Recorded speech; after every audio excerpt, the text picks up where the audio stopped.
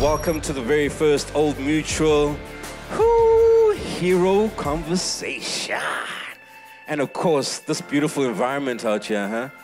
The studios upstairs, the facilities, the opportunity to just walk in here. Firstly, have you heard? Downstairs is open to the public all day for free. Young people have an opportunity to, honestly, live their dreams and learn from the greats. Ladies and gentlemen, please welcome on stage the ever gorgeous, the queen herself, Letta Mbulu.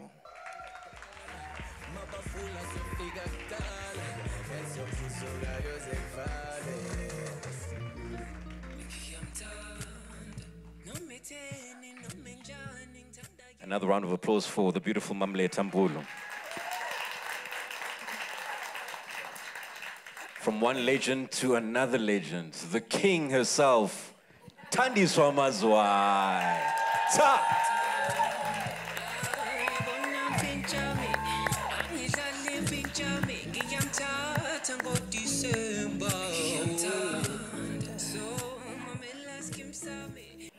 The importance of longevity just as a career before we talk about money, planning ahead. How did you think about that when you started, right at the beginning, man? For me, it was do or die. I would want to call it, it was a calling. I didn't do it because I wanted to make money or glamour, even though those days there wasn't money for black artists. I was driven. I loved to do this thing so much that no one could stop me, not even my mom. No one in the family could stop me. And so I did it without money because I was driven. Yeah. Most of the art, well, I shouldn't say most, there are artists who come into the business and because they heard that Thandiswa Mazwai is the biggest thing that is happening today, and I want to be like her. But you don't know what motivated her to want to be a singer. She did it because there was something that was driving her to be that artist that she is today. So my first advice would be to young artists, think before you plunge in. Think about what you really want to do. Do you really want to sing because you feel this thing inside you? Or you do it because you can make money? There are those who are very lucky. They go and make money like that. And then they blow it because they think it's going to come tomorrow. But if you are driven, you don't do that. Yeah. You are driven to do it. Yeah. Money or no money. So I think my longevity comes from the fact that you've always loved it. I've always loved it. Yeah. And I didn't care. Yeah. I wanted to sing, and it made me feel good. And it was when I came back home, when they told me that, my mom who looked at me one time and said, then it began to make sense to me. You know? Yes. So I would advise young artists to really search, to really find out why they want to sing, why they want to dance, why they want to be stars. And I think if you're not doing it for the money, then you're able to sustain it. Exactly. Because you sing in spite of everything. Absolutely. And you sing whether there's an applause or not. You sing on your own in your house by yourself. Yes. You know, there's this thing where if people don't see you in the press a lot, they ask you, "Usacula?" And my answer is always that I was singing before you knew I was singing. Exactly. And I'll be singing when I'm dying. Yes. I'll still be singing. You know, somebody told me a really beautiful story about Brahu when he was, passing away, that he would lie there and he would just do this with his fingers because that's you go all the way with the music. Yes. If you love it, Yes. then it takes you with you. You go with it all the way. Yes, you really And do. it's not about how much money you made or how much applause you got. It's got to be about loving it. Yes. But Mama, I've wanted to have this conversation with you for a long time. As you know, from when you first came back home, I've been holding on to your dress and saying, "Oh, Mam Letta, I love this song. I love this song. I mean, I know the entire discography, and what I actually think is that Mam Letta actually is probably one of the most prolific South African songwriters. Yes.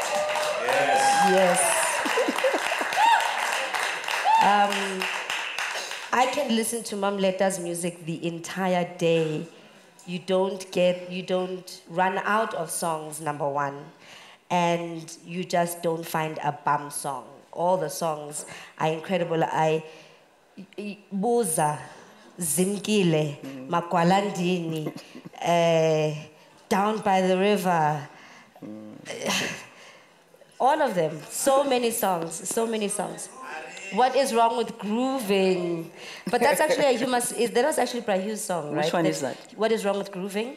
And then you re-recorded it. He I recorded recorded it. Yeah, he actually we were in San Francisco together, and he came with this song, and I listened to it, and the words were like, "Okay, am I gonna sing this song really?"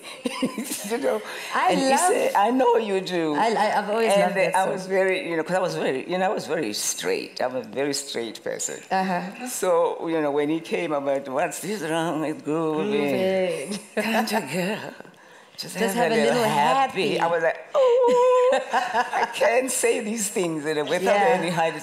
But anyway, I said, "Okay, I'll do it. I agree to do it." Actually, I always thought that was such a revolutionary song, especially speaking about black girls and their ability to have joy. I actually wrote it around that time, when women were saying we don't want to wear bras anymore. Yeah, we just want to be happy. We just want to have a little happy.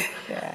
Actually, when I went to go visit Mam Letta the other day, she was speaking about the importance of the union. So I'll let you talk about that. But for me, I think what's always been important from the very beginning was to read my contracts. To have a lawyer to read my contracts. Was this from the beginning? From the very beginning. I think here's one thing. When we were Jackknife, we got chowed. We got chowed there. The truth comes out. Yeah? We did get chowed there. I think from that song, I probably made about 3,000 rand over the years. But who gave you the wake-up call, though, that you know that you're actually being chowed? The person who gave us the wake-up call ended up being the guy who's also chowing us. So you've also got to be careful of people who are talking fast in this industry because everybody's talking. But so straight after that, we knew that we have to get lawyers and have somebody read our contracts, explain our contracts to us, and for us to know what we want out of that contract is the most important thing. But the thing about this industry is that it's also it falls towards the record companies. The record companies always make more money out of our creativity than we do. And that's why in this present day, a lot of young artists just do their stuff independently and then try and distribute it in some other way because they can't afford to give up their masters or give up so much of their percentage of their work to someone else. So the contract is really important. And the other thing that's important is having a financial advisor. I've always had a financial advisor, always put my money away, and having investments, you know what I mean? For me, that's the main, because our business is not, what's the word I'm looking for? Like you can't be sure about what's going to happen. You can't say just because I had a hit this year, I'm going to be here 20 years from now. Nobody knows that. There's a lot of great, incredible artists who are sitting at home with no work whatsoever. So it's not even about how talented you are, because that's not the thing. But so when you do get that chance to make some money, you have to plan for it. Yes, you have to plan for it, yeah. You have to. But you were talking to us about the union, about being in the US and how the union, was actually quite an important part of how you navigated the business and protected you a lot. Yeah, it's something that I've always wished that in South Africa we develop, you know, because, for instance, when I arrived at the airport, there was already an agent that said to me, you know, you cannot come and play here in any club without you signing this piece of paper that says you are a member of the union. So from the airport, I was driven straight to the office of the agent, and I was told, this is the form that you sign, and I read it, and I was given a card. Now you remember, and you have to pay dues every month, you know, and that's how I learned. But as time went on, I was able to realize how important this union was. Because it protects you, the artist, from producers, you know, and it protects also the producer from you. You know, if you don't come to the show on time or you don't show up at all, you pay a fee as an artist. And also there's another aspect which I very much like. The musicians, if you're a musician that plays an instrument, there's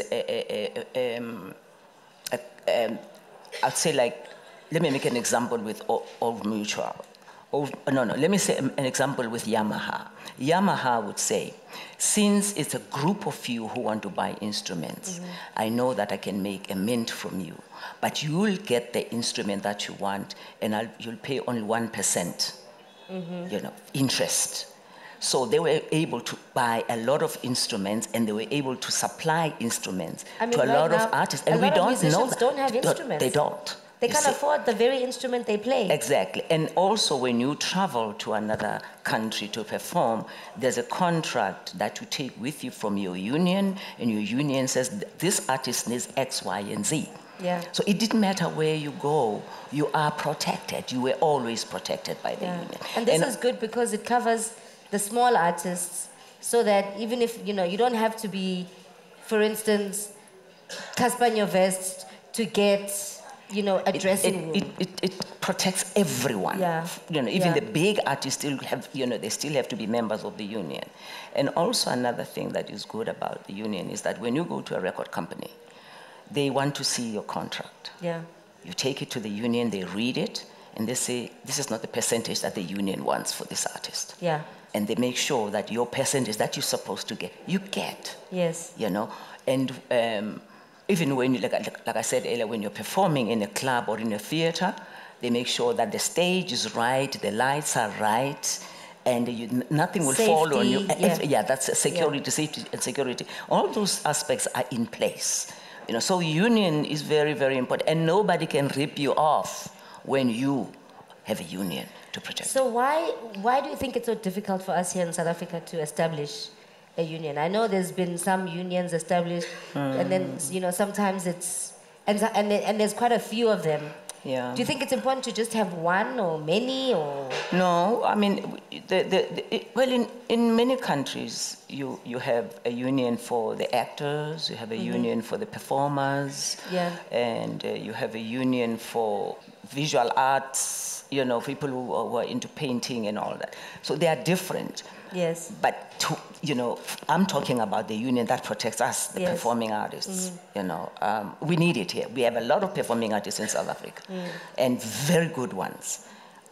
We need to do something about that. It's very important. The thing is, I had a child, and I thought to myself, I want this child to grow up in a home where it's her house, and she can stay in it her whole life, and say, I grew up, this was my room when I was a kid, this is still my room, I went to that school, I went to that shop, I played at that park. It was really important to me. So I wasn't actually thinking about the investment part of it at that time.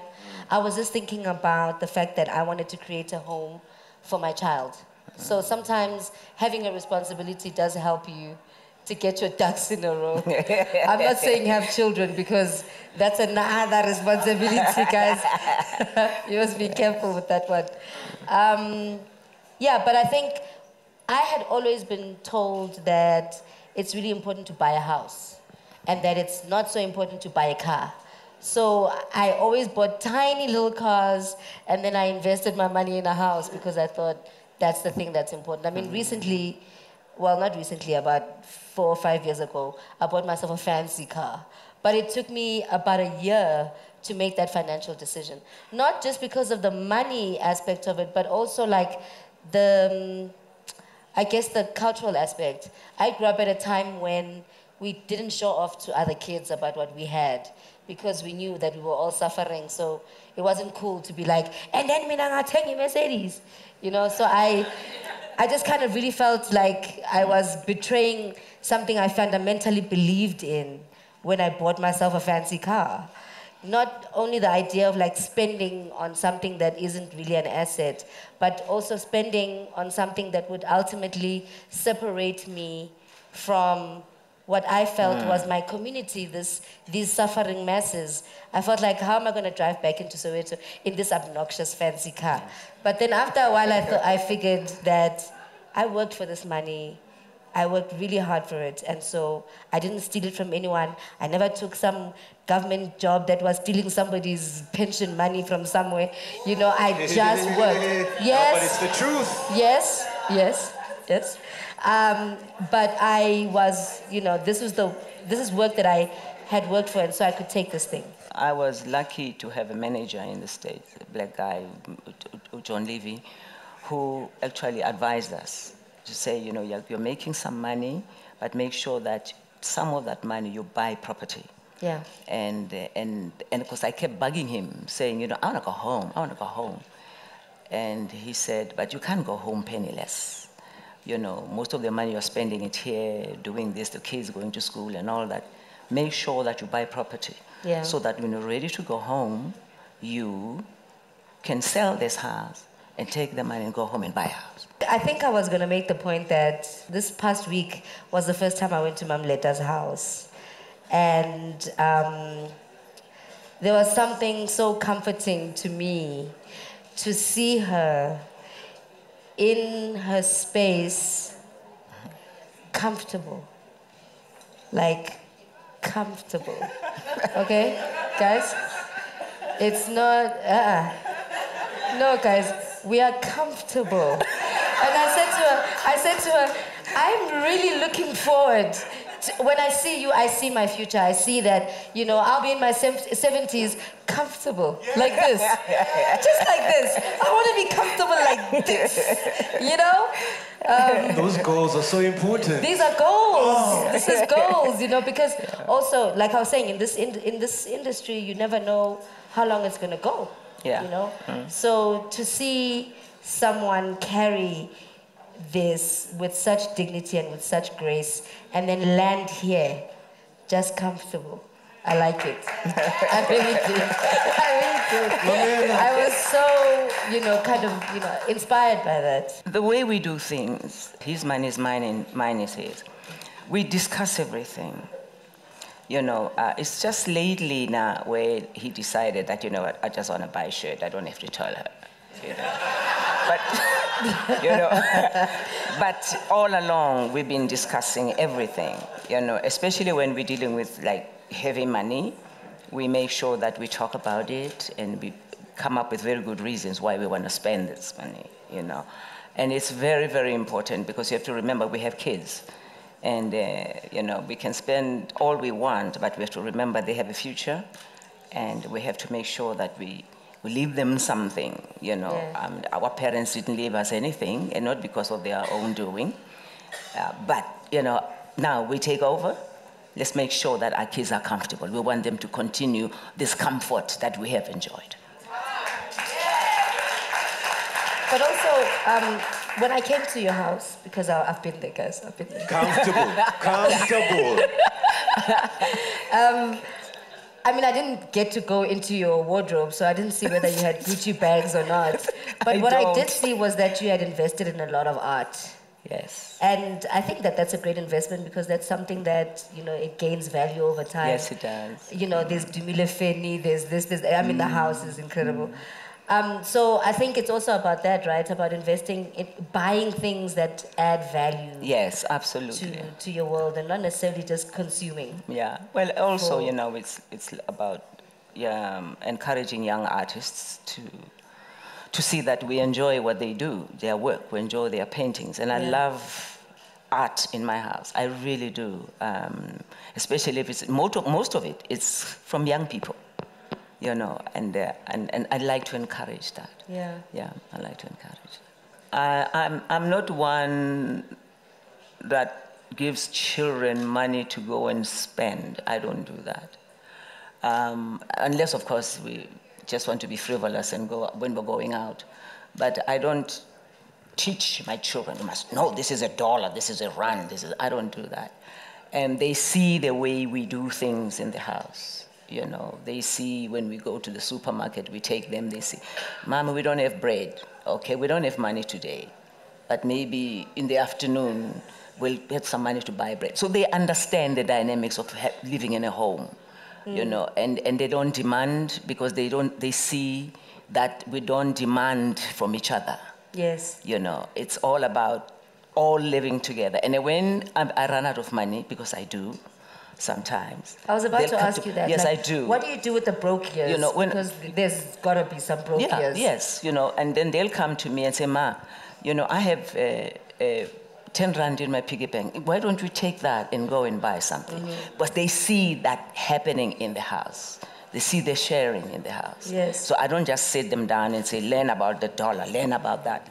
I think that time will come because they hear us talk about, I'm going to the bank, I'm going to do this, I have to pay, you know, the transactions. I think maybe that's so they learn that way.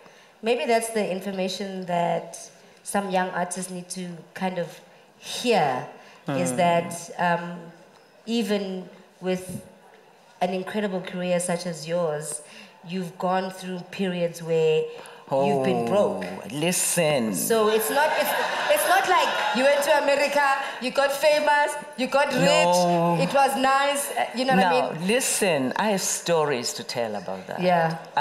Yo. Tell me one of them. Just tell me one of them. You know, I remember when we started we wanted to come with a record company. In the States, and there were a lot of people who wanted to put money behind it. It was called Chisa, by the way. Yes. And things started to roll, you know, money was coming in, you know, we're going to start this company. The Crusaders were going to be involved and all that. Of course, money, when it starts to roll in, people start to say, well, nah, it's too many.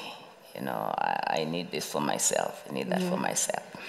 And there was a little problem with that. And I woke up one morning and I said to Caiaphas, you know what? I think we need to move out. Because we're living in this nice apartment that was given to us, furnished, you know, because we're running a company. And he looked at me, he said, what do you mean we should leave? I said, yes, I think we should. Let's go and find ourselves an apartment.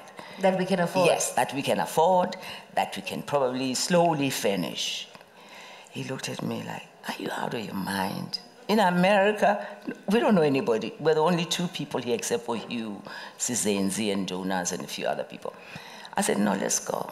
You know. So I said, okay, I'll tell you what. In the morning, let's take a taxi and look in the paper, go to like Wilshire District and see if we can find an apartment. 2 days later, we found an apartment and we moved in. We didn't have the money, but I had a promise from people at Watts who wanted me to come and perform in their festival. I said, let's try this. And while I was there performing, John Levy, who became my manager later, saw me there. And he said, you're not so bad. There. You're not bad, you know? And okay, I worked with him. But before that, we were in this little apartment watching television, a small little television that was lent to us by a neighbor, you know, in the same building, apartment building. And we were watching a commercial of hot dogs and hamburgers. And you were just hungry, and we were sitting there with nothing to eat. Yes. And it was really tough, very, very tough, you know. And in the evening, John called and said, you know, I just spoke to some people and they saw your show and they liked you, and I think I would like to manage you.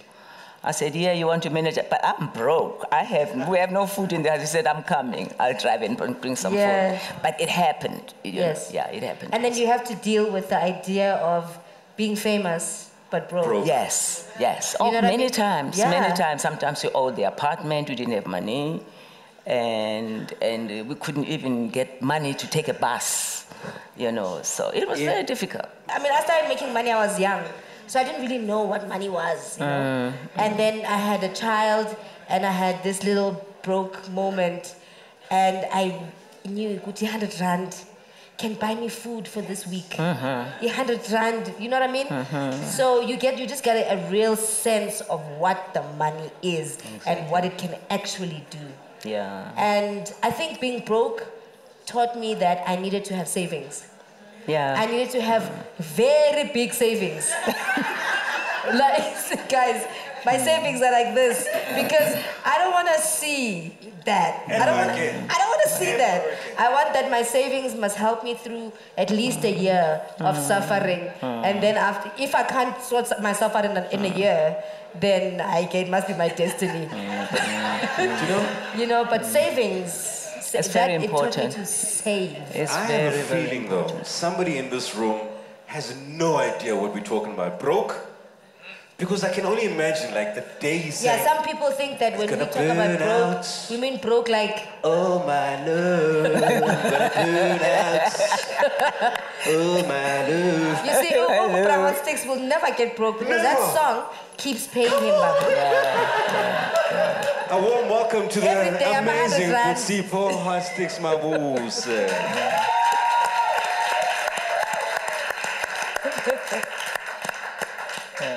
And the ever giving me the bad information, legendary Yvonne Mamchagacha.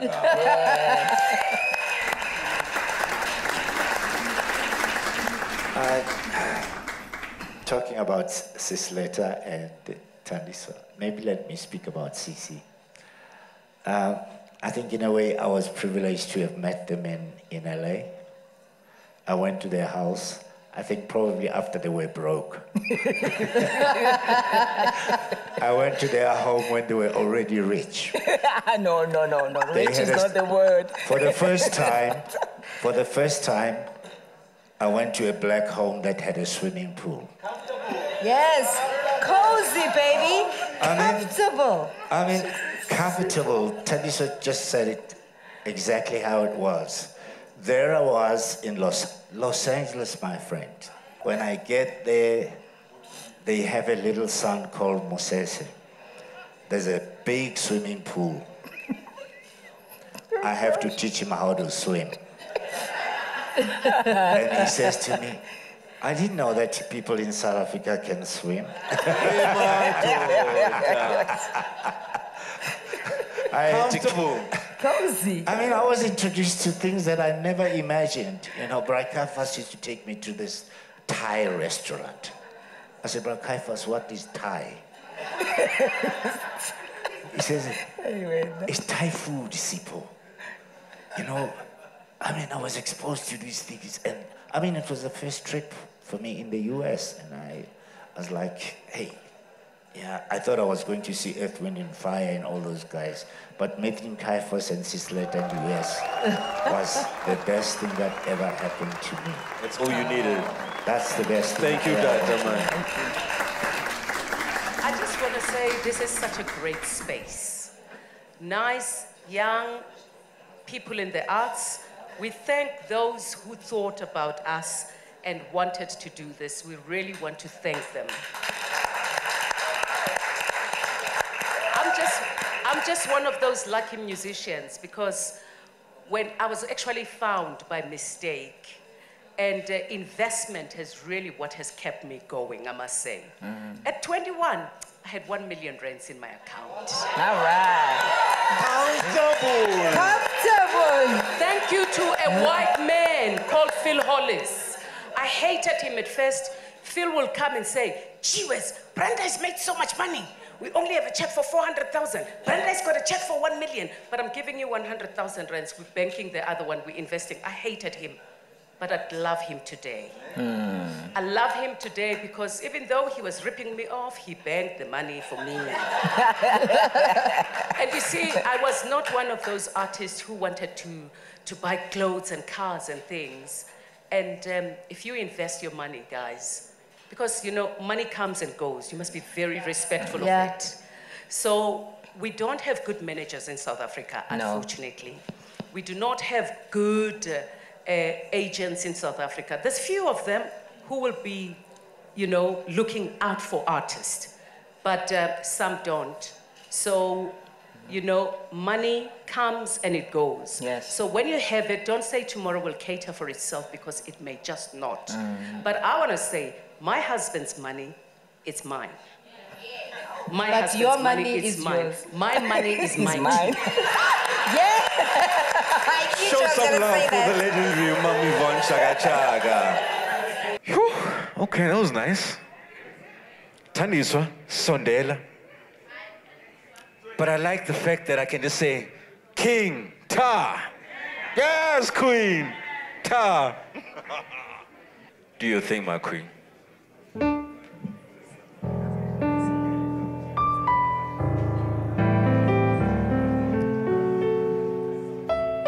So we're gonna do two of Mam Letta's songs today. It was very difficult to choose, obviously, but we settled on these ones.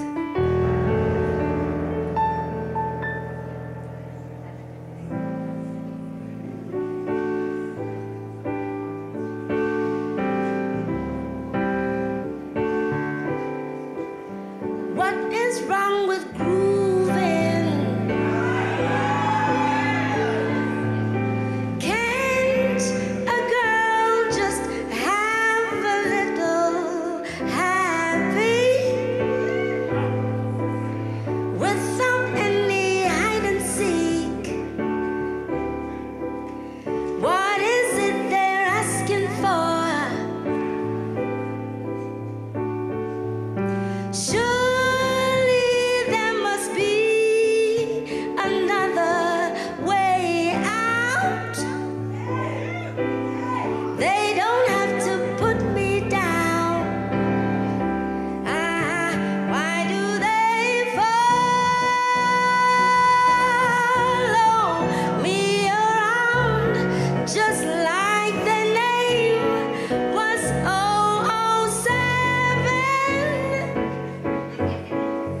What are they pimping? Are they fooling? Where are they at? What is wrong with grooving? What is wrong with wailing? What is wrong with living? What is wrong with living?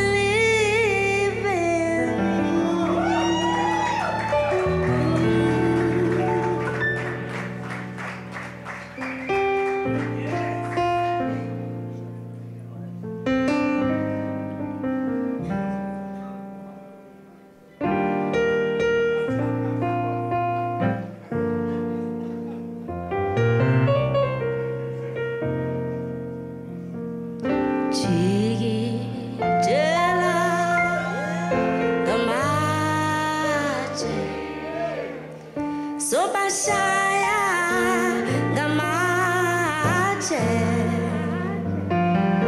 Oh, zobuya nende jigidela gamache, sobashaya gamache.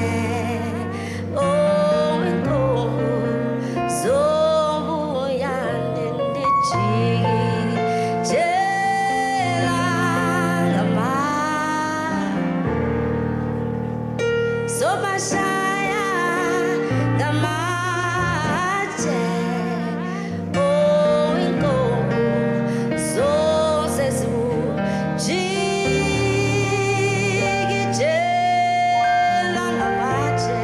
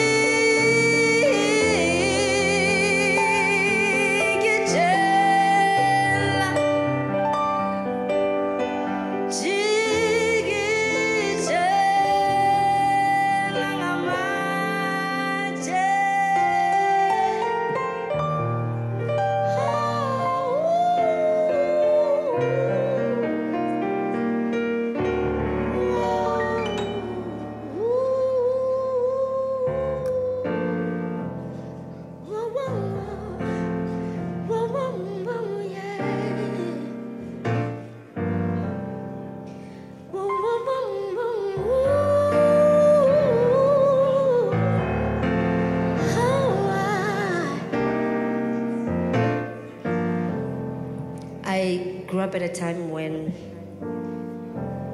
Letta and Datu Kaifas and Mamu Miriam Mageba, Dorothy Masuku, Dolira Tebe.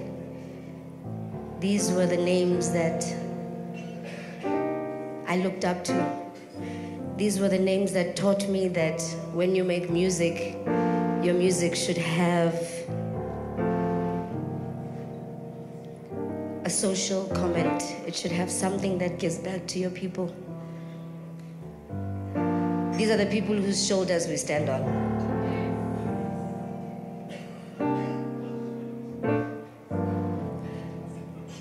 They are our arsenal as singers. We know because they have been, we know that we can. And their music reminds us that it brings us back home. You know, there's so, I mean, in this day and age, you almost feel like some of our music is dying, some of our music is disappearing. But every time I listen to their music, it reminds me of who I am. It centers me, it's my compass. It takes me, brings me back home. So I'm really thankful to the kind of musicians that they are for molding us and showing us what we can be. Yeah. So this is, I would like to dedicate this song today to Letta because, precisely because of that. Because when I listened to Not Yet Uhuru, I knew that I had to speak as well as a young person.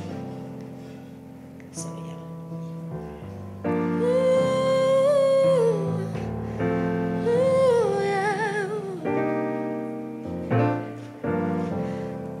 Go begum twalo Gunenu supeka Little ghetto child Ungazibulali Son alone